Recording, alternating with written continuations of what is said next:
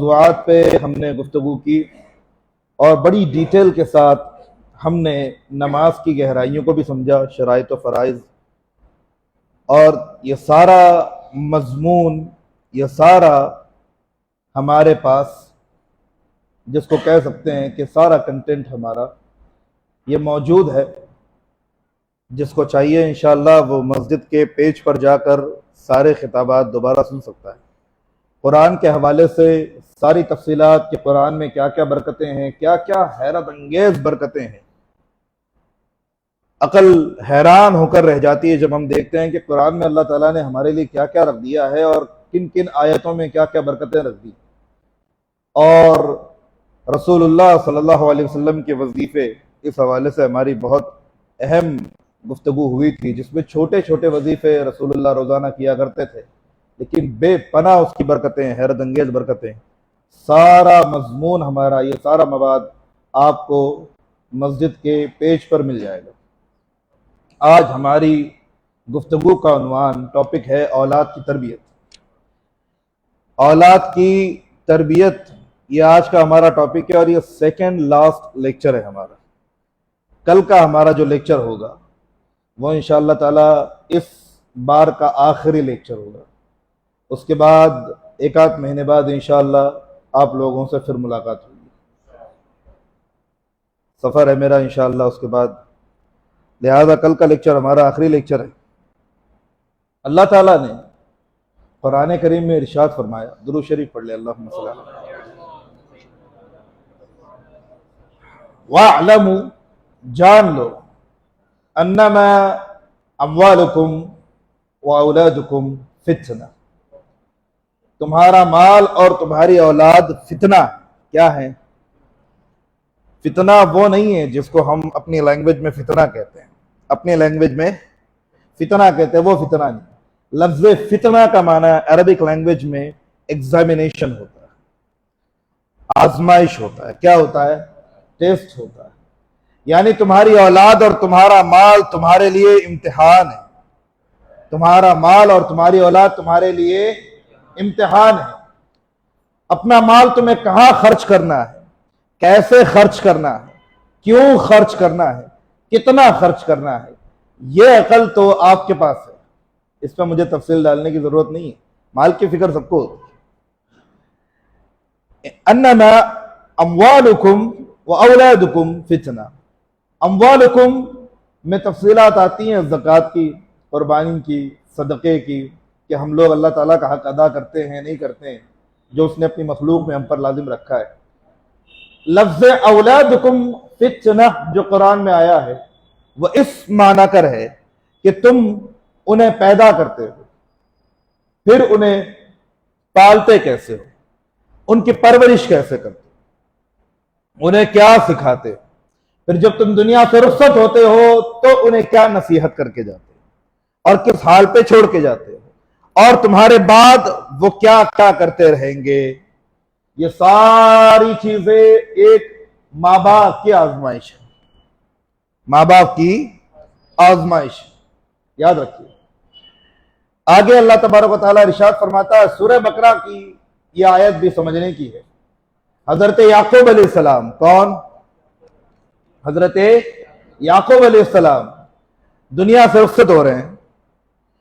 اللہ قرآن میں سورہ بقرہ آیت نمبر 133 میں ارشاد فرماتا ہے، ام کنتم شہداء اذ حضر یعقوب الموت، تم نے دیکھا جب یعقوب علیہ السلام کو موت آئی، اذ قال لبنیہ، بنی یہ لفظ میں نے بتایا تھا ابن کا پلورل ہے، بنی یعنی سنس، انہوں نے اپنے بچوں سے، اپنے بیٹوں سے کہا، ما تعبدون من بعدی، جسم سے روح نکل رہی ہے، اذ حضر یعقوب الموت، جسم سے روح نکل رہی ہے۔ کیا پوچھ رہے ہیں؟ ما تعبدون من بعدی، میرے بعد کس کی عبادت کرو گے، میرے بعد کس کی عبادت کرو گے؟ بچے کہتے ہیں، قالوا نعبد الہک و الہ آبائک، ہم آپ کے اور آپ کے آباء و اجداد کے رب کی عبادت کریں گے، آپ کے آبا و اجداد کون؟ ابراہیم و اسماعیل و اسحاق الہا واحدہ، ایک خدا کی عبادت کریں گے، وَنَحْنُ لَهُ مُسْلِمُونَ، اور اسی پر ایمان رکھ کر اس دنیا سے رخصت ہوں گے، اسی پر ایمان رکھیں گے۔ اللہ تبارک و تعالیٰ نے ایک سلیقہ ہمیں یہ بتایا کہ تم پر تمہاری اولاد جب آئے تو مرتے دم تک جو چیز انہیں بار بار کیا یہ بات لاجیکلی ایکسپٹ کی جا سکتی ہے کہ ایک نبی موت کے وقت اپنے بچوں کو خدا کی یاد دلائے اور زندگی بھر انہیں غافل رکھے، موت کے وقت اپنے بچوں کو خدا کی یاد دلائے، زندگی بھر غافل رکھے، یہ بات ایکسپٹ کی جا سکتی ہے۔ بلکہ ایک نبی پر عام انسانوں کے مقابلے میں یعنی ریلیجیس ریسپانسبلٹیز جن کے اوپر ہوتی ہے، ان تمام لوگوں میں سب سے اعلیٰ درجہ جو ریسپانسبل پرسنس ہے ہمارے دین کے حوالے سے، وہ سب سے اعلیٰ درجہ انبیاء کا ہے۔ ان میں بھی مرسلین اعلیٰ ہیں، اور مرسلین میں بھی چند اللہ تعالیٰ کے مقرب ترین مرسلین ہیں، ان میں سے حضرت یعقوب علیہ السلام۔ میں نے بتایا تھا حضرت یعقوب کا لقب کیا ہے؟ اسرائیل۔ اسرا کا مطلب ہوتا ہے عبد، ایل کا مطلب ہوتا ہے اللہ۔ یہ سریانی زبان میں یا عبرانی زبان میں، سریانی میں اور عبرانی میں کسی بھی زبان میں، دونوں میں سے کوئی بھی، وہ عبرانی ہو سکتی ہے۔ اسرائیل کا مطلب علماء نے لکھا ہے کہ اس کا مطلب ہے عبد اللہ، اللہ کا بندہ۔ تو حضرت یعقوب علیہ السلام کا نام ہے۔ حضرت یعقوب علیہ السلام کی ہی ساری اولاد کو سنس آف اسرائیل کہتے ہیں، بنی اسرائیل کہتے ہیں۔ آگے بات سمجھ میں، کیا یہ بات معقول ہے کہ وہ اپنی پوری زندگی میں اپنے بچوں کو خدا کی یاد نہ دلائے، موت کے وقت کہیں کہ بھیا ایک اللہ کی عبادت کرنا؟ یہ بات سمجھ میں آنے والی نہیں ہے۔ اس کا مطلب یہ ہے کہ ہمیں قرآن یہ بتانا چاہتا ہے، قرآن ہمیں یہ بتاتا ہے کہ حضرت یعقوب کی زندگی جب پڑھتے ہیں تو ہمیں یہ پتا چلے گا کہ اللہ تعالیٰ ہمیں اس واقعے کو ذکر کر کے یہ پیغام دینا چاہتا ہے کہ زندگی بھر اگر تم اپنے بچوں کی تربیت نبیوں کی طرح بھی کر لو، تب بھی موت کے وقت ان کو نصیحت کر کے جانا کہ اللہ کے علاوہ کسی کی عبادت نہ کرے، اللہ کے علاوہ کسی کی عبادت نہ کرے۔ یہ اللہ تعالیٰ ہمیں یہاں پر پیغام دے رہا ہے۔ آگے سورہ تحریم آیت نمبر 6 میں اللہ تعالیٰ ارشاد فرماتا ہے، یا ایھا الذین آمنوا قوا انفسکم واہلیکم نارا، اے ایمان والو اپنے آپ کو اور اپنے گھر والوں کو اس آگ سے بچاؤ، اس آگ سے، اہلیکم نارا، اس آگ سے بچاؤ، وقودھا الناس والحجارہ، جس آگ کو دہکانے کے لیے ہم انسانوں کو استعمال کریں گے، اور جس آگ کو دہکانے کے لیے پتھروں کو استعمال کیا جائے گا۔ پتھر کو کبھی ایندھن بنتے ہوئے آپ نے سنا ہے؟ جب یہ آیتیں لوح محفوظ پہ لکھ دی گئی تو حضرت موسیٰ علیہ السلام کے زمانے میں پتھروں کے رونے اور چیخنے کی آوازیں آتی، وہ خوف سے رویا کرتے تھے کہ اللہ تعالیٰ کہیں ہمیں اٹھا کے جہنم میں نہ پھینک۔ تو حضرت موسیٰ علیہ السلام ایک پتھر کو دیکھ کے رونے لگے، کہنے لگے یہ پتھر کتنا نیک ہے کہ اللہ کے خوف سے روتا ہے، یہ انسان کتنے برے ہیں کہ گناہ صبح شام کرتے ہیں مگر انہیں موت کی یاد تک نہیں ہے۔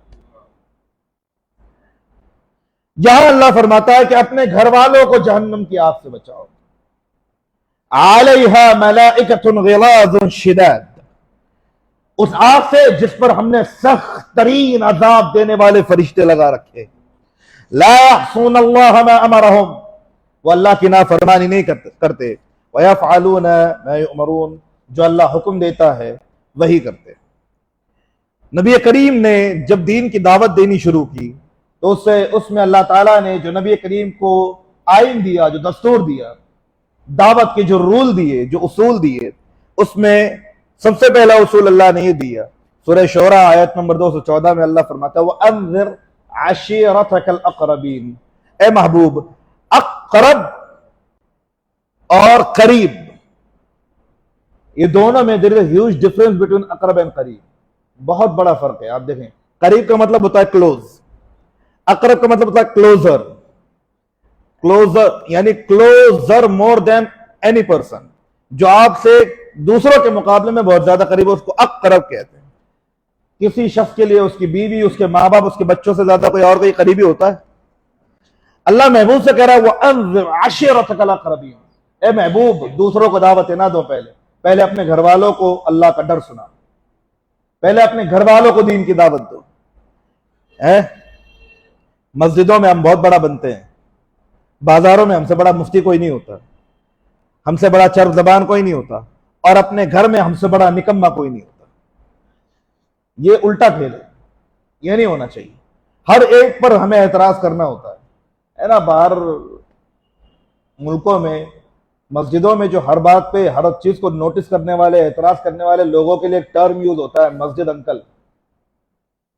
ان کو کوئی کام نہیں ہوتا ہے مسجد میں، صرف دوسروں کی وہ آخرت سنوارنے میں لگے ہوتے ہیں، اور گھر میں سارے حرام کام ہو رہے ہوتے ہیں. انذر عشیرتک الاقربین، سب سے پہلے جو سب سے زیادہ قریبی ہے وہاں سے دین کی دعوت شروع، وہاں سے ڈرانا شروع کرنا ہے. اور ان میں سب سے بڑا فتنہ یعنی سب سے بڑی آزمائش تب ہوتی ہے جب آپ کے گھر سے باہر تک پیغام پہنچانے والی ایک قوم نکلتی ہے جو آپ کی اخلاقیات، آپ کی زبان، آپ کا اٹھنا، آپ کا بیٹھنا، آپ کا کھانا، آپ کا پینا پوری ایک فلم بنا کے لوگوں کو دکھاتی کہ ہمارا باپ ایسا ہے، وہ ہے آپ کی اولاد. آپ کی اولاد لوگوں کو بتاتی ہے کہ آپ کیسے ہیں. آئی بات سمجھ میں؟ تو یہ ماں باپ کی تربیت ہوتی ہے کہ وہ اپنے بچوں کے ساتھ کیسے پیش آئیں. بہت سارے لوگ ہمارے پاس آتے ہیں وہ ہمارا بچہ بگڑ گیا، یہ ہو گیا. حضرت بھائی مسجد میں ہمیں کیا پتا کہ ہم سے جو آ کے مل رہا ہے وہ اللہ کا ولی ہے یا شیطان ہے؟ ہمیں کیا پتا. ہم سے آ کر لوگ اتنی محبت میں کہتے ہیں ارے حضرت ہمارے گھر میں ایسا ہو گیا. اب میں تو بہت نہیں سمجھ رہا ہوں اس کو، لیکن جب وہ گھر کا دکھڑا آ کے روتا ہے تو سمجھ میں آتا ہے کہ اس نے گھر کی تربیت یا اس بندے کے اخلاق گھر میں کیسے رہے ہوں گے.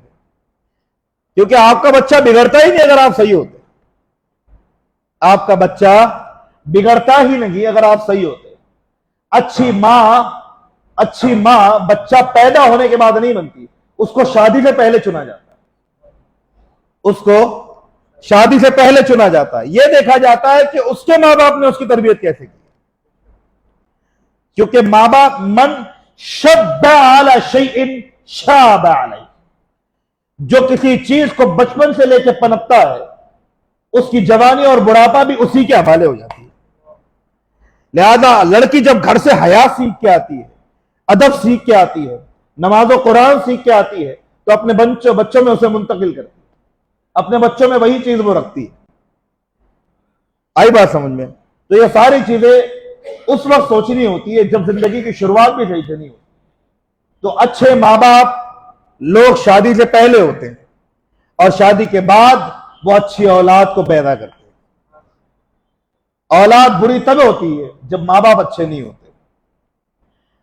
نبی کریم نے فرمایا کلکم راع وکلکم مسئول عن رعیتہ، تم میں سے ہر ایک کو اللہ نے ذمہ دار بنایا ہے اور اس سے اللہ اس کی ذمہ داری کے بارے میں ضرور پوچھے گا. میرے نبی صلی اللہ علیہ وآلہ وسلم کو اللہ تبارک و تعالیٰ نے وہ خوبیاں اور وہ کمالات عطا کیے کہ نبی کریم کو ہر چیپٹر، ہر باب میں نبی کریم صلی اللہ علیہ وسلم کو اللہ تعالیٰ نے آئیڈیل بنا دیا. اس پر آئیں گے. لیکن جب باپ نیک ہوتا ہے، جب اولاد نیک ہوتی ہے تو ماں باپ کو فائدہ کیا پہنچتا ہے وہ سنیں. ایک باپ ہے برا ہے، ایک لڑکا ہے بہت آوارہ گردی کرتا ہے، بڑا فیشنیبل ہے، دنیا میں ڈوبا ہوا ہے، لیکن اب وہ شادی کے وقت یہ نیت کر لے کہ کہیں میری اولاد میرے عذاب کا سبب نہ بنے، قبر میں میری تباہی، حشر میں میری تباہی کا سبب نہ بنے، اور وہ ڈھونگ کرتے ہوئے اچھا بن جائے. کیا کرتے ہوئے؟ بلند آواز سے کہیے، ڈھونگ کرتے ہوئے اچھا بن جائے. زندگی بھر ڈھونگ کرتا رہے، اسے پتا ہے کہ میں برا ہوں اندر سے، مگر ڈھونگ کر رہا ہے بچوں کے سامنے نماز پڑھنے کا، ڈھونگ کر رہا ہے بچوں کے سامنے قرآن پڑھنے کا، ڈھونگ کر رہا ہے اچھا بننے کا. اس کو سگریٹ پینی ہوتی ہے تو کبھی بچوں کے سامنے نہیں پیتا، اسے گٹکا کھانا ہوتا ہے کبھی بچوں کے سامنے نہیں کرتا، اسے کبھی جھگڑنا لڑنا اپنا غصہ نکالنا ہوتا ہے تو کبھی بچوں کے سامنے نہیں کرتا. دکھاوا کرتا ہے ہر اچھے کام کا. یاد رکھیے اللہ کی قسم اسے اس کے دکھاوے پہ بھی اللہ تعالیٰ جہاد کا ثواب عطا فرمائے. کیونکہ اس نے اپنے بچوں کی فکر کی، انہیں برا نہیں بننے دیا. اس نے وہ دکھاوے میں اچھا بنا مگر اپنے بچوں کو حقیقی سچائی میں اچھا بنانے کے لیے، حقیقی اچھا بنانے کے لیے. اس لیے حضرت علی فرماتے ہیں ان لم تستطیعوا، بلکہ حدیث کے الفاظ ان لم تستطیعوا ان تبکوا فتباکوا، اگر تمہیں رونا نہ آئے تو رونے جیسی صورت بنا لو. اللہ کو اچھوں کی نقل بھی اچھی لگتی ہے، تو اچھوں کی نقل ہی کر لے بندہ تو اچھا بن جائے گا. تو بچوں کے سامنے کم سے کم زبردستی اچھا بن جاؤ یار، ان کی تربیت ہو جائے گی. یہ حضرت عیسیٰ علیہ السلام ہے. حضرت امام رازی مفاتیح الغیب تفسیر ہے آپ کی، اس میں ایک واقعہ نقل کرتے ہیں. مر عیسیٰ علی قبر یعذب صاحبہ. حضرت عیسیٰ علیہ السلام، اس کا پورا عربک ٹیکسٹ میں پڑھ کے نہیں سناؤں گا، لمبا ہے وہ واقعہ، سن لیجیے. حضرت عیسیٰ علیہ السلام ایک قبر سے گزرے، اس میں ایک بندے کو عذاب ہو رہا تھا. کیا ہو رہا تھا؟ بڑی شدید عذاب میں گرفتار. آپ نے افسوس کیا اس کے حال پر، گزر گئے. جب واپس آئے تو دیکھا کہ وہ قبر جنت کا باغ بن گئی. آپ کو بڑی حیرت ہوئی. آپ نے اللہ کی بارگاہ میں سوال کیا، مولا یہ کیا بات ہے، یہ چند دنوں میں یہ حال اس کا بدل گیا، آخر کیا ہوا ایسا؟ حضرت عیسیٰ علیہ السلام تو اللہ تبارک و تعالیٰ کی ایک آیت مسلم ہے، الگ الگ امتوں میں اس کے الگ الگ لینگویجز میں ہو سکتا ہے کہ اس کی ورڈنگ الگ رہی ہو، اس کا پروننسیشن الگ رہا ہو، لینگویج الگ رہی ہو، لیکن معنی ایک ہی ہوتا ہے. تو مفہوم یہ ہے کہ حضرت عیسیٰ علیہ السلام سے اللہ تعالیٰ فرماتا ہے کہ عیسیٰ، اس کا بچہ تھوڑا بڑا ہو گیا اور اس نے آج بسم اللہ الرحمن الرحیم پڑھی. اس کے بچے نے جب ہمیں رحمان اور رحیم کہا تو ہمیں حیا آئی کہ اس کا باپ ہمیں رحمان کہے اور ہم اس کا بیٹا ہمیں رحمان کہے اور ہم اس کے باپ کو عذاب دے. اس لیے اس کے بچے کی وجہ سے ہم نے اس کی قبر سے عذاب کو ہٹایا. اچھی اولاد، نیک اولاد، یہ ہوتی ہے نیک اولاد کی برکت بچوں کے لیے. وہ اور یاد رکھیے گا، باپ کا انتقال ہوا تو ماں کا نہیں ہوا تھا. یہ ماں کی تربیت تھی کہ ماں نے بچے کو اس قابل بنایا کہ وہ بسم اللہ پڑھ سکا، اور بچے کی بسم اللہ نے باپ کو بخشوا دیا. یاد رکھیے. اور ماں جو ہوتی ہے، ماں کو حضور غوث اعظم نے مدرسۃ الدار کہا ہے، گھر کا مدرسہ کہا ہے. کیا کہا؟ تمہارے گھر میں ایک مدرسہ ہے اور وہ ماں ہے. وہ ماں ہے. تمہارے گھر میں ایک سکول ہے، ایک انسٹیٹیوٹ ہے، وہ تمہاری ماں ہے. وہ تمہارے بچوں کو سکھاتی ہے. ماں اگر جاہل ہو، بد اخلاق ہو، بدتمیز ہو، بچے بھی ویسے ہی نکلیں گے. پھر باپ کتنی ہی کوشش کر لے. تو یہ ماں باپ کی ایک جیسی ذمہ داری ہے. یہ حضرت حسن ہے. رسول اللہ صلی اللہ علیہ وسلم، ہمارے یہاں ہوتا کیا ہے، بچوں کو جس طرح ہم ٹریٹ کرتے ہیں نا، اس کے اندر اتنی بدتمیزی بھری ہوتی ہے، اتنی بدتمیزی بھری ہوتی ہے. اور خاص طور پہ مہاراشٹر میں خود مہاراشٹرین ہوں نا، میں رہنے والا احمد نگر ضلع کا ہوں. میری پیدائش یہاں کی ہے، میرے باپ دادا یہاں کے، دادا پر دادا، لکڑ دادا سب یہاں کے.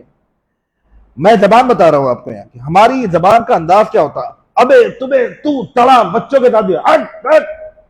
یہ جو انداز ہے یہ بچوں کو بدتمیز بناتا ہے. کیا بناتا ہے؟ اسی انداز کو لے کر جب وہ کسی عالم یا کسی بزرگ کے پاس پہنچتے ہیں تو ان کی بارگاہ سے بجائے دعا ملنے کے ان کے دل میں اس بچے کے لیے نفرت ہو جاتی ہے، بے ادبی ہو جاتی ہے. بزرگوں کا دل بڑا ہوتا ہے، معاف بھی کر دیتے ہیں، لیکن اس کی زبان سے وہ بدتمیزی ختم نہیں ہوتی. ہر ایک کے دل کو تکلیف ہوتی ہے. یاد رکھیے، رسول اللہ نے اس لیے فرمایا تم اپنی زبان کے اور شرمگاہ کی حفاظت کی ضمانت لے لو، میں تمہاری جنت کی ضمانت لیتا ہوں. بزرگوں نے کہا یہ زبان ہے بھائی، زبان گوشت کا ٹکڑا ہے، اس میں ہڈی نہیں ہوتی مگر یہ ہڈیاں توڑوا دیتی. اس کی حفاظت کرنی چاہیے، اس کو سلیقے سے رکھنا چاہیے. وہ ہمارے گھر سے ہوتا ہے. بچہ ہمارا رسول اللہ صلی اللہ علیہ وسلم کے پیٹ پہ حضرت امام حسن بیٹھے ہیں، چھوٹے سے، حضور کا پیٹ کھلا ہوا ہے. حضرت امام حسن نے پیشاب کر، حضور ہلے نہیں، ان کو گرایا نہیں اور ناپاک کر دیا نہیں. حضور نے سانس روک لی کہ کہیں میرا جسم ہلے گا، اگر زور سے وائبریٹ ہوگا تو حسن کو ڈر لگ جائے گا اور کہیں وہ پیشاب آدھا نہ کرے. آرام سے پیشاب کرو. سانس روک لی جب تک پورا پیشاب نہیں کر لیا. جب پورا پیشاب کر لیا تو حضور گئے اور اپنا جسم دھو کے واپس آ گئے اور حضرت امام حسن کے ساتھ کھیلنے لگے. بچوں کی تربیت ایسے ہوتی ہے، پیار سے، محبت سے. آپ اسے پیار سکھائیں گے وہ پیار بانٹے گا. آپ اس کے سامنے گالیاں بکیں گے وہ گالیاں بانٹے گا. آپ اس کے سامنے بدتمیزی کریں گے وہ بدتمیزیاں بانٹے گا. ایک مرتبہ حضرت امام حسن اور حسین علیہ السلام علیہما السلام رضی اللہ تعالیٰ عنہما، یہ بھی ایک چیپٹر ہے، ان دونوں کے درمیان کشتی ہونے لگی. کیا ہونے لگی؟ کیا ہونے لگی؟ اب نبی کریم کہہ رہے ایہن یا حسین، ایہن یا حسین، حسین زور لگاؤ، حسین زور لگاؤ. حضرت فاطمہ دیکھ رہی ہیں. حضرت فاطمہ کہتی ہیں یا رسول اللہ، آپ ایک کو سپورٹ کیے جا رہے ہیں، ایک کا نعرہ لگائے جا رہے ہیں، وہ بیچارے دوسرے کا دل نہیں ٹوٹے. کہا یہ جبرائیل میرے بغل میں کھڑے ہوئے ہیں اور وہ حضرت امام حسن کی تائید کر رہے ہیں اور میں حسین کی کر رہا ہوں. تو یہ رسول اللہ کی تربیت کا انداز ہے، کسی کا دل بھی نہ ٹوٹے. ایک طرف رسول امین، دوسری طرف جبریل امین، اور امانت دار امانت کی حفاظت کرتے ہیں، اس کو ضائع نہیں کرتے. جو امین ہوتے ہیں وہ امانت دار ہوتے ہیں. تو یہ تربیت کا انداز ہے. کشتی بھی لڑنا ہے تو اس انداز سے کہ کسی ایک کو آپ کو سپیریئر نہیں رکھنا. دونوں کے جذبات، دونوں کے احساسات، دونوں کے ایکسپریشنز، دونوں کے فیلنگز کا آپ کو احترام کرنا ہے، اس کو رسپیکٹ کرنا ہے. تو ایک طرف روح الامین اللہ کی بارگاہ سے آ کے تائید کر رہے ہیں، دوسری طرف رسولوں کا سردار تائید کر رہا ہے، ایک طرف فرشتوں کا سردار تائید کر رہا ہے. بچوں کا عالم کیا ہوگا سوچیے. اور ایک مرتبہ ہوا یہ کہ نبی کریم صلی اللہ علیہ وسلم امام حسین کو چوم رہے تھے. کیا کر رہے تھے؟ ایک اعرابی آیا ہے، مسلم کی حدیث، کہا وَكَيْفَ تُقَبِّلُ وَنَحْنُ نَعِيبُ. کہا یہ بچوں کو کیسے چومتے یا محمد؟ نہیں بات. عربی نا، عربی تھوڑے بدو قسم کے ہوتے.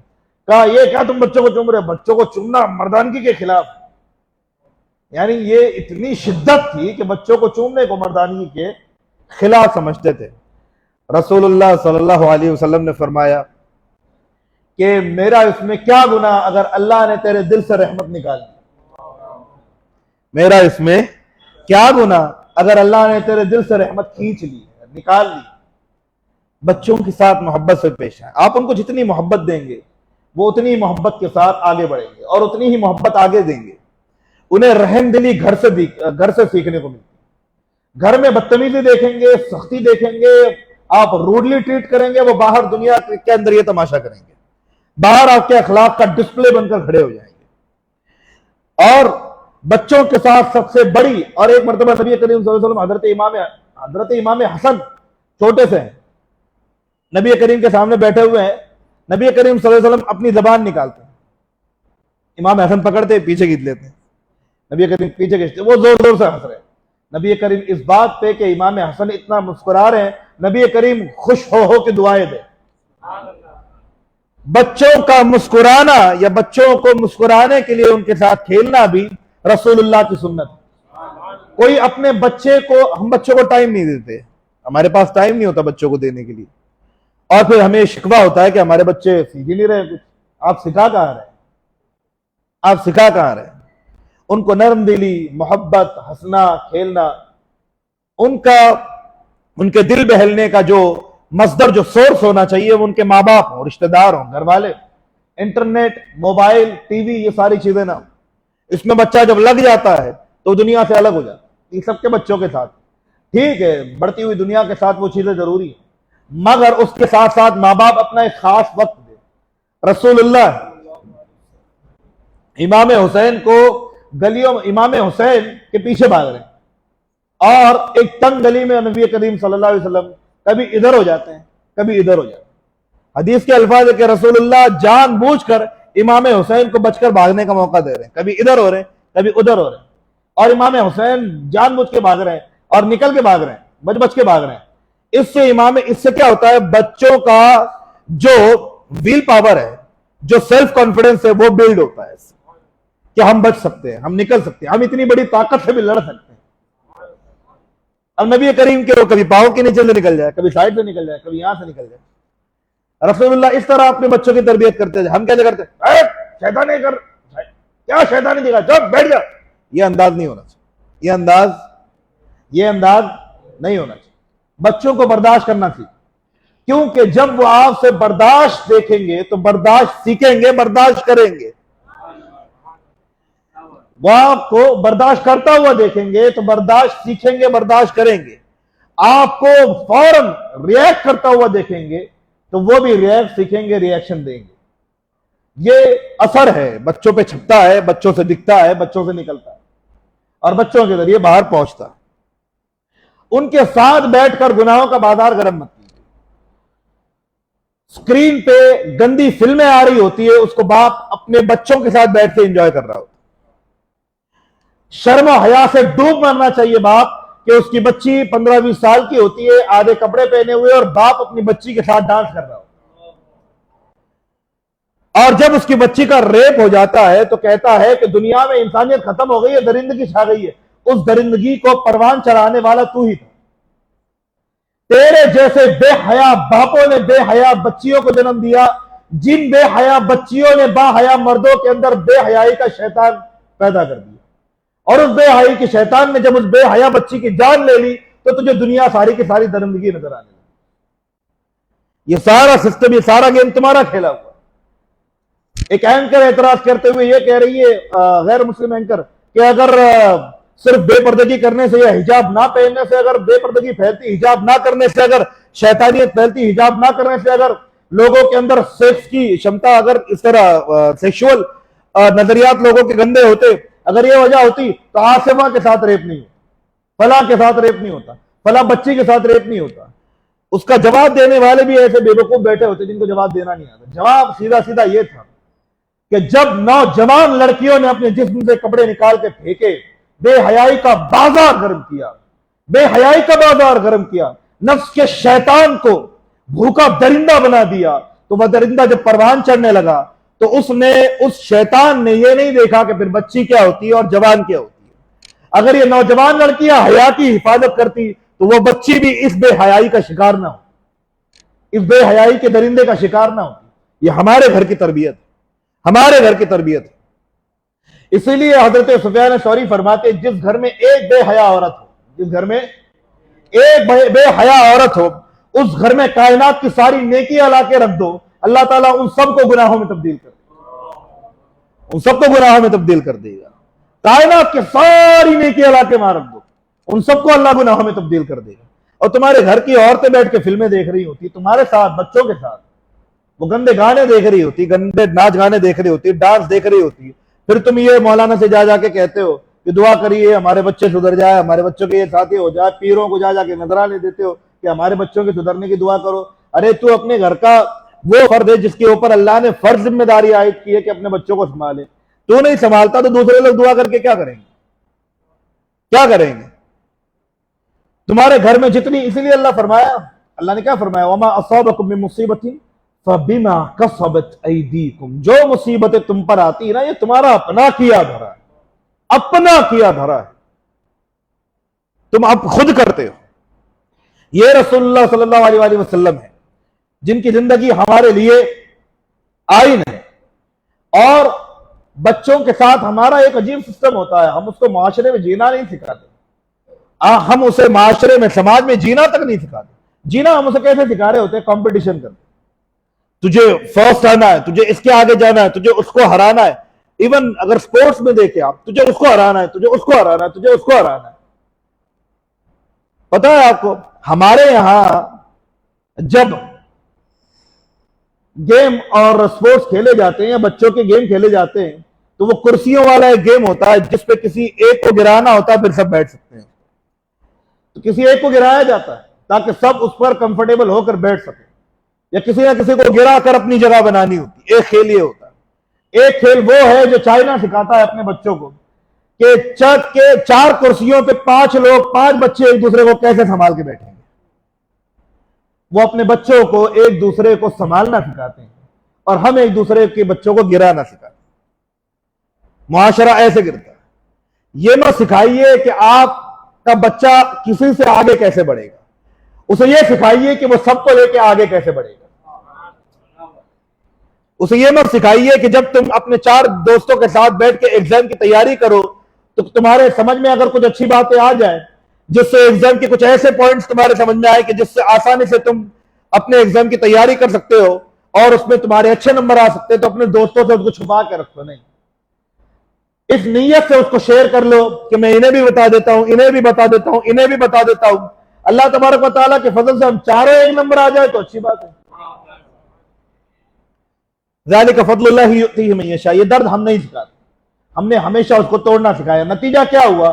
پھر وہ بچہ نہ صرف یہ کہ باہر کے بچوں کے خلاف ہوا بلکہ اپنے گھر کے اندر کے بچوں کے خلاف ہوا۔ اور ہم نے گھر میں کیا اسٹریٹجی اپنائی؟ گھر کا ہمارا منصوبہ کیا ہوتا ہے؟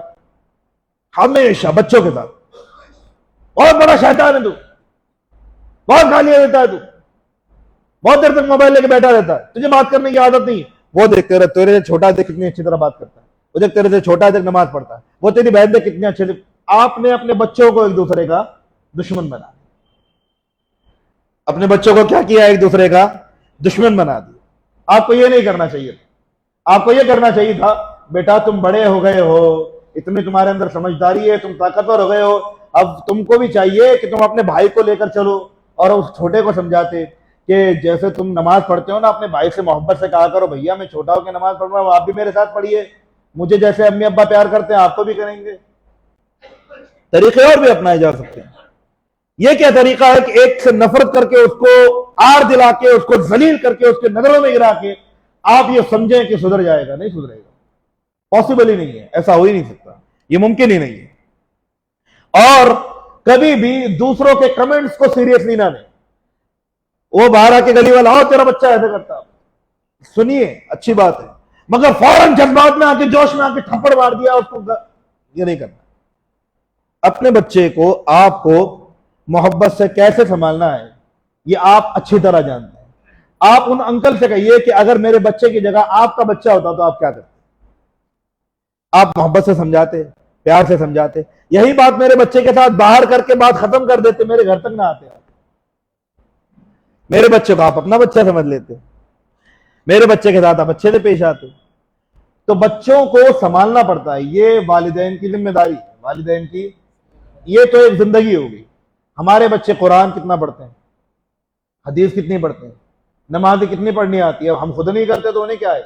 फिर जब घर में कोई मौलाना आते हैं, कोई बुजुर्ग आते हैं, सलाम कर सलाम कर, अब उसको 10 बार बोलना सलाम कर, वो करता ही नहीं है, वो करता ही नहीं। क्यों? क्योंकि उसने अपने बाप को देखा ही नहीं सलाम करते हुए, उसने अपनी माँ को कभी सलाम में पहल करते हुए देखा नहीं। और फिर किसी नादान ने आके हमें ये पिला दिया कि छोटे को बड़े को सलाम करना चाहिए। बिल्कुल गलत, ये सुन्नत के खिलाफ।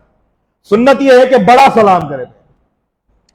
सुन्नत क्या है? बड़ा छोटे को सलाम करे, बड़ा छोटे को सलाम करे। वो छोटे के बाद हजरत जिब्राइल आके थोड़ी बताएंगे उसको कि तुमको बड़े को सलाम करना है, आप ही सिखाएंगे ना उसको। जब आप पहल करते रहेंगे तो वो छोटा आपको देखकर पहल करना शुरू कर देगा। आई बात समझ में? दस्तरखान पे भी बैठे हैं तो आपको तरीका सिखाना है, आप अपने बच्चे को सिखाएंगे कि उसे कैसे पेश आना है ना। गुफ्तगू आपसे सीखता है कि मेरा बाप कैसे पेश आता है। आप देख लें, अपने बच्चों का फर्क देख लें, बड़ों के बच्चों का फर्क देख लें, बहुत पढ़े लिखे घर का फर्क देख लें, बहुत अच्छे संस्कारी घर का फर्क देख लें, आपको फर्क समझ में आ जाएगा। लिहाजा आपके बच्चे बदतमीज हैं क्योंकि आप बदतमीज।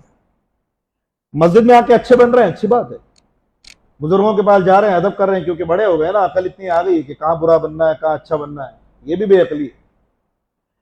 लेकिन आप अपने बच्चों के लिए अच्छे बन जाइए, प्यार से पेश आइए, मोहब्बत से ट्रीट कीजिए उसको। बार बार बार बार बार बार बार बार उसको आप जो है बार बार उसे मायूस मत कीजिए, उसकी बुराइयां बता बता के, बुराइयां बता बता के, बुराइयां बता बता के। फिर वो बाहर चीख चीख के, स्कूल में जाता है ना, स्कूल में उसको जब उस्ताद कहता है अरे पढ़ ले, क्या होगा पढ़ के, हम तो है ही ऐसे, हम तो है ही निकम्मे, हम तो है ही कमीने, हमारे घर की तरबियत ही ऐसी है। वो माँ भी गालियां देती है, वो तुम भी समझा, तो हम करेंगे क्या पढ़ के। अगर माँ थोड़ी बहुत तारीफ कर दे, माँ बाप तारीफ कर दे, थोड़ा सा जज्बा दे, थोड़ा सा उभारे ना, तो ये बच्चा कमाल कर जाएगा, कमाल कर जाएगा। यही आइंस्टाइन के साथ यही हुआ था ना, स्कूल से निकाल दिया था। आप देखिए, स्कूल से निकाल दिया, माँ को कहा ये ले जाओ इसको, ये तुम्हारा बच्चा, बाकायदा खत लिख के बुलाया, ये तुम्हारा बच्चा जो है इसको लेके जाओ। और आखिरी बिल्कुल निकालने का सबब लिख के पर्चे पर उनको दे दिया, ये तुम्हारे बेटे को हम जो निकाल रहे हैं उसकी वजह ये बिल्कुल गया हुआ दिमाग है इसका, ये पढ़ने के लायक नहीं है। जब उसकी वालिदा घर गई तो उसने वो सबक छुपा के रख लिया, वो कागज छुपा के रख लिया। और अपने जब बच्चे ने पूछा कि मम्मा मैं स्कूल क्यों नहीं जा रहा हूं, आप क्यों नहीं भेज रही, कहा बेटा स्कूल वाले ये कहते हैं कि आपका बच्चा इतना ब्रिलियंट है, इतना शार्प माइंड है कि हमारे स्कूल का जो लेवल ऑफ टैलेंट है वो उसके लेवल ऑफ टैलेंट के सामने बहुत छोटा है, लिहाजा आप उसको घर पे पढ़ाइए, वो ज्यादा अच्छा पढ़ेगा। माँ ने उसको घर पे पढ़ाया और आज दुनिया देख रही कि उसने बल्ब इजाद किया, ये सारी रोशनी उसकी कोशिश का नतीजा है। जब वो माँ का जब इंतकाल हो गया और जब उसने वो सारे पुराने कागजात खोल के देखे तो वो देख के चीखे मार मार के, धाड़े मार मार के रोया, जब उसने देखा कि स्कूल वालों ने ये लिखा था کہ تمہارا یہ بیٹا کسی کام کا نہیں ہے، عقل اس میں بالکل نہیں، پڑھ نہیں پائے۔ ماں باپ کون؟ ماں باپ، یہ ماں باپ ہیں جو بچے کو بناتے ہیں۔ تو آپ نے گھر میں کتنا ماحول بلڈ کیا، آپ نے گھر میں کتنا ماحول بنایا، آپ نے گھر کو کتنا اچھا سنوارا، اپنے بچے کو صبح اپنے ٹائم پہ کب اٹھایا، نماز کب پڑھوائی، اس کے ہاتھ میں، اس کے سامنے قرآن کب پڑھا، اس کے ساتھ نماز کب پڑھی، اس کے ساتھ بیٹھ کے تسبیحات کب پڑھی، اس کے ساتھ بیٹھ کے درود کی محفل کب کی، اس کے ساتھ بیٹھ کے نعت کی محفل کب کی۔ میں پوچھنا چاہوں گا ابھی ہمارے درس کے بعد 10 منٹ کی جو درود کی محفل ہوگی، اس درود کی محفل میں جتنے بیٹھنے والے لوگ وہ پوچھیں آپ نے گھر میں اپنے بچوں کے ساتھ بیٹھ کے محفل کب کی؟ کوئی نہیں ہے گھر میں بغیر مولانا کو بلائے آپ نے اپنے بچے کے سامنے دسترخوان بچھا کے دانے ڈال کے اپنے بچے اور بیوی کے ساتھ بیٹھ کے محفل کتنی بار؟ اپنے بچوں کے ساتھ بیٹھ کے قرآن کا ڈبہ، پاروں کا ڈبہ سامنے رکھ کے پورا قرآن پاک ختم قرآن کتنی بار کیا کہ یار 30 لوگوں کو بلائیں گے، ختم کریں گے، آج کچھ نہیں، آج میرا ویکینڈ ہے، آج اپنے سب بیٹھ کے ایک قرآن ختم کرتے ہیں، تم 5 پارے پڑھنا، تم 5 پارے پڑھنا، تم 5 پڑھنا، تم 5 پڑھنا، گھر والے ہی ختم کریں گے، باہر والا کوئی نہیں چاہیے۔ کب کیا ایسا؟ پھر روتے ہیں کہ ہمارے ساتھ ایسا ہو رہا ہے۔ وَمَا أَصَابَكُم مِّن مُّصِيبَةٍ فَبِمَا كَسَبَتْ أَيْدِيكُم، تمہاری ساری مصیبتیں تمہارا کیا تھا۔ یہ ساری چیزیں سوچنے اور سمجھنے کی ہیں۔ ہمارا گھر ہمارے بچوں کا سکول ہے، انسٹیٹیوٹ ہے، مدرسہ ہے۔ ہمارے گھر سے وہ سیکھتے ہیں کہ اب ہمیں باہر جا کے کیا سیکھنا ہے اور کیا نہیں سیکھنا۔ گھر اس کا پہلا مدرسہ ہے، اس کو سمجھنے کی کوشش کریں۔ آج میں انشاءاللہ گفتگو اسی پر اکتفا کروں گا، کل ہمارا انشاءاللہ تعالی درس آخری درس ہوگا اس دورے کا انشاءاللہ، اس میں ضرور آئیے گا۔ کل ہم کچھ 2-3 عنوان ایک ساتھ رکھ کے انشاءاللہ تعالی گفتگو کریں گے۔ بہت اہم باتیں کل میں آپ کے سامنے رکھوں گا، کل آپ لوگ بھی آئیے، دوسرے احباب کو لے کر آئیے۔ کل صرف لیکچر نہ سمجھے، کل کے ہمارے درس کو آپ اجتماع سمجھ لیں، اس میں لے آئیں انشاءاللہ۔ بیٹھتے ہیں بہت اہم باتوں پر، آداب دعا، اللہ کی بارگاہ میں دعا کیسے کرتے ہیں، اس کی بارگاہ میں گڑ گڑانا کیسے، رونا کیسے۔ اور کل انشاءاللہ ہم لوگ چونکہ ہمارا اس بار کا، اس دورے کا آخری لیکچر ہے، لہذا ہم کل انشاءاللہ تعالی پھر روشنی بجھا کر دعا بھی کریں گے، روئیں گے بھی، گڑ گڑائیں گے بھی، اللہ کو راضی بھی کریں گے، دعائیں کریں گے انشاءاللہ۔ تو کل آئیں گے انشاءاللہ، اپنے ساتھ احباب کو لے کر آئیں گے انشاءاللہ۔ اللہ تبارک و تعالی ہم سب کو، ہاں، اور کل انشاءاللہ تبارک و تعالی پہلا جمعہ ہماری اور آپ کی بہت خوش نصیبی ہے۔ میرے استاد گرامی جن سے یہ جو کچھ آپ دیکھ رہے ہیں لیکچرز میں، یہ جو کچھ آپ کے سامنے میں بیان کرتا ہوں، میں نے جن سے سیکھا ہے کل وہ تشریف لا رہے ہیں۔ میں نے جن کی جوتیاں اٹھا کر یہ سب کچھ سیکھا ہے کل وہ تشریف لا رہے ہیں۔ کل پہلا جمعہ انشاءاللہ تعالی حضرت علامہ عبدالغنی محمد عطیف میاں قادری صاحب سجادہ خانقاہ قادریہ بدایوں شریف تشریف لائیں گے۔ حضور علامہ عطیف میاں صاحب کی بارگاہ میں رہ کر ہی میں نے جو سیکھا ہے وہ سیکھا ہے، اور وہی انہی کی ذات ہے جنہوں نے میرا ہاتھ پکڑ کے مدرسے میں داخل کیا، کہا پڑھو مدرسے میں۔ اگر آج ان کی ذات نہ ہوتی تو یہ سب کچھ آپ کے سامنے میں بیان نہیں کر رہا ہوتا۔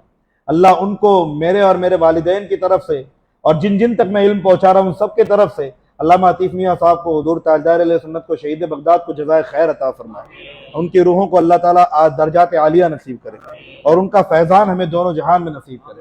اللہم صلی علی محمد وآلہ وعترتہ بعدد کل معلوم لک۔ اعوذ باللہ من الشیطان الرجیم، بسم اللہ الرحمن الرحیم، ان اللہ وملائکتہ یصلون علی النبی ایھا الذین آمنوا صلوا علیہ وسلموا تسلیما۔ اللہم صلی علی محمد وآلہ وعترتہ بعدد کل معلوم لک برحمتک یا ارحم الراحمین۔ 10 منٹ درود کی محفل ہوگی، تشریف رکھیں، اس کے بعد صلاۃ والسلام۔